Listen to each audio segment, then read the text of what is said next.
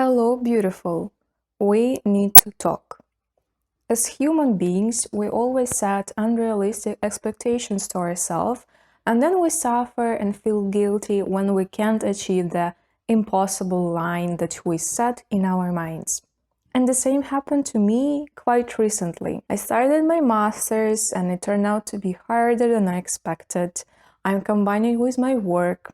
I have a family, I have committed relationship, I have other hobbies, I have a desire to film on YouTube.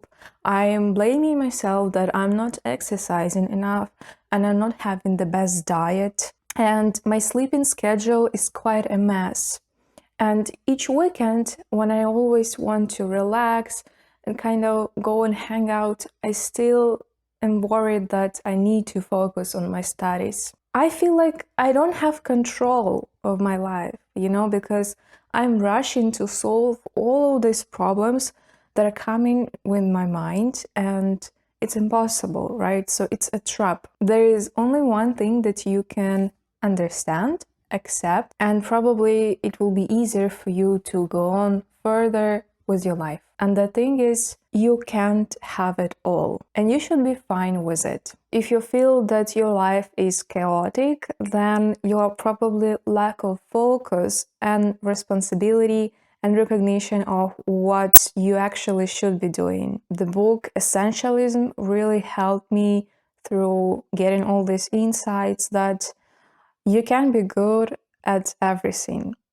and you need to set priority, not priorities. We know that good things take time, and we also know that people, especially in their early 20s and even when they're 30, they have more unstable life, meaning that there is always something going around and they need to adapt to new challenges, new situations, to new friendships, partners, jobs, cities quite easily, and we don't give ourselves enough of credit that sometimes it can be hard.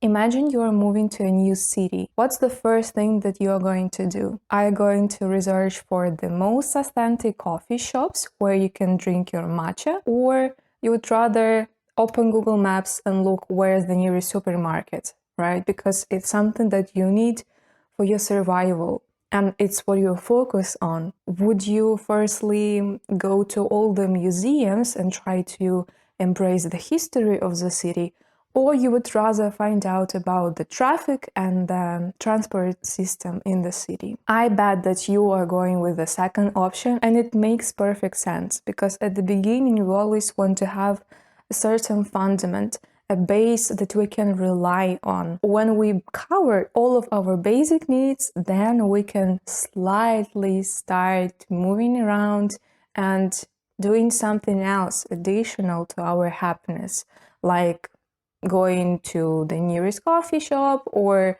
exploring the gym near your house or yoga classes. That's whatever. When you're moving to another city, you know that you're kind of exhausted, yes, because of course it's exciting, but regardless if the situation is bad or good, it requires your energy and effort. And you need to be fine with you being not perfect in all areas of life when you have the accommodating period towards something. So you have to be kind and patient with yourself.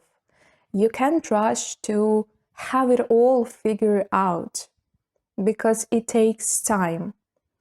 And the first thing that you're gonna do is to focus on one single priority. From that on, you can move to other areas. For example, my top priority right now is my studies, because I know that the hardest term I will have is this winter term till January. And I also have this kind of the deadline, which of course is harder to have in real life, this periods of adaptation and giving yourself just time to adapt. But let's say that couple of months will do. So I know that during this period till January, I focus on my studies, because I know that it will be easier later on. I'm okay with that. I completely accepted it. Of course, I'm sad that I work less hours than I expected. I am sad that I can't see my friends and my partner that often as I would like to. I can't watch Bridgerton series because I don't have that much time. After I set this one priority, it gets easier to have a trade-off of some options. I know that I'm a good person, I'm proud of myself, and it's all that I can accept from myself right now to focus on this one priority at one single point of a time. And that's all I need from myself. Later on, when I get to the second term in the spring, I know that my studies will be easier. And then I can work more, earn more, have other financial plans, maybe go traveling, see my partner and friends more, read books more, have more time for exercising, have more time to explore things that I wanted, but I was kind of not procrastinated on them, but delaying them. I don't have energy and time for them now. And energy is a very limited resource. Now, another disclaimer that I want to say is when I say that you focus on one priority, it doesn't mean that you totally neglect all other areas of life, right? Because if you focus only on one specific point, then it's also unhealthy. You will get burnout way sooner. When I say that I don't have energy now to commit to my healthy diet, it doesn't mean that I eat junk food, no vegetables, I eat snacks all the day, and I don't have any idea how much protein, fiber, carbohydrates, and fats I need. I do keep it in mind because it's vital just for my survival, but again, I'm doing like the bare minimum because I don't have energy to do more, and it's fine for this period of time. When I will have more time, more energy, of course, I will come to this issue and resolve it. It's exhausting trying to make 100 billion thousand of baby steps toward each problem that's set in your mind, because it's easier to progress towards one task. You feel more control, you feel that you are responsible for your life, and you are happy that you're working towards this one goal that is the most important to you right now. And your priority, of course, will shift eventually. Even the nature has seasons. And you as a human, you also have seasons. You have winter, and your balance of life can look like this. And that's okay, because you need to take some time to restore and then to move on. It's not weakness. It's not laziness. It's not having no track of your life.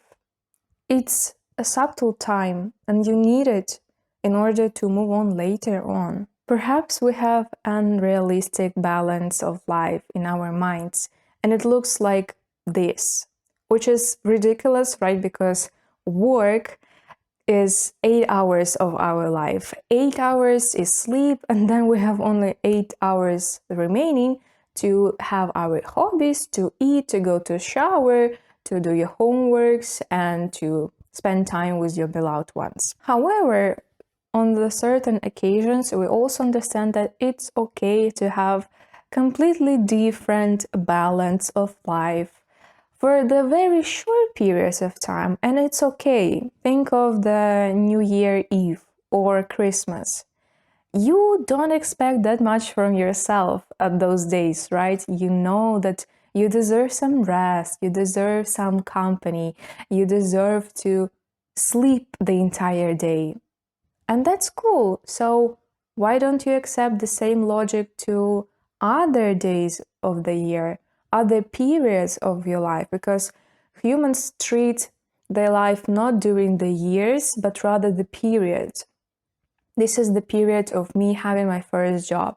This is the period of me where I'm going to college or university. And this is the period of me when I'm building my family.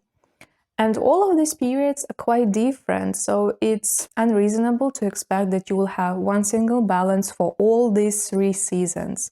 You know, You're always changing and adapting. What you need to do is you take a piece of paper and in the center you write your first and the main priority for your current period of life. Ask yourself, did something recently happen to your life? And if there is something new was added, then you need to cut off on something that was before in order to have a balance, right?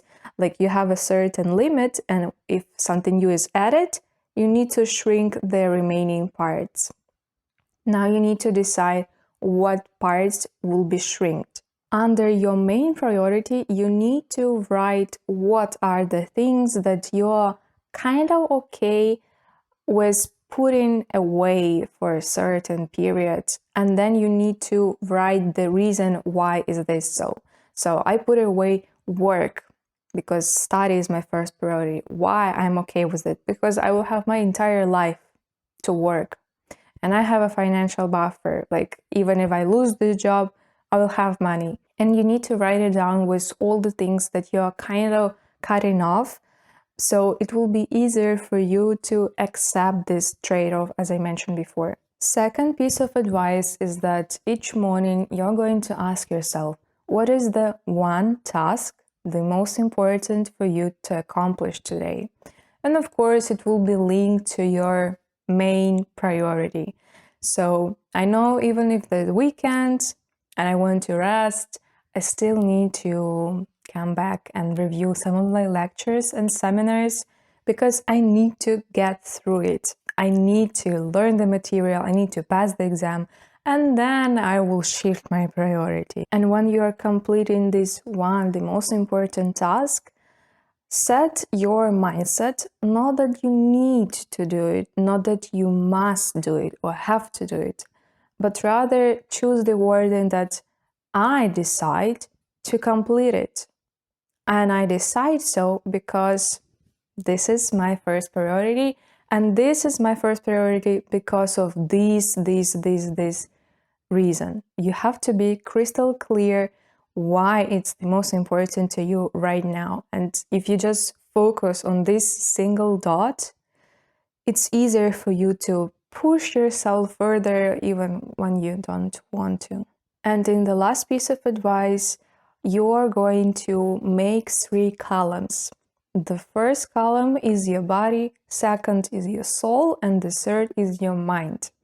As we said, if you focus only on one priority, you will get burnout, right? Because you still have other areas of life, and you need to get your resources from all these 3 aspects, from your body, soul, and mind.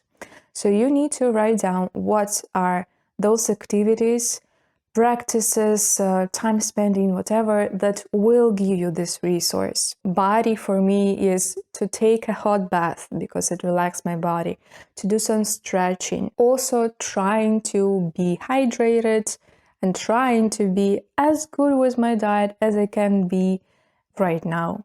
For my soul is what are the new emotions that I can have, so I will be happy and I will be more likely to move on. Think of some of your hobbies, think of seeing your friend or just talking to your friend. Think of watching your favorite movies, maybe cartoons. Just engage with your inner child.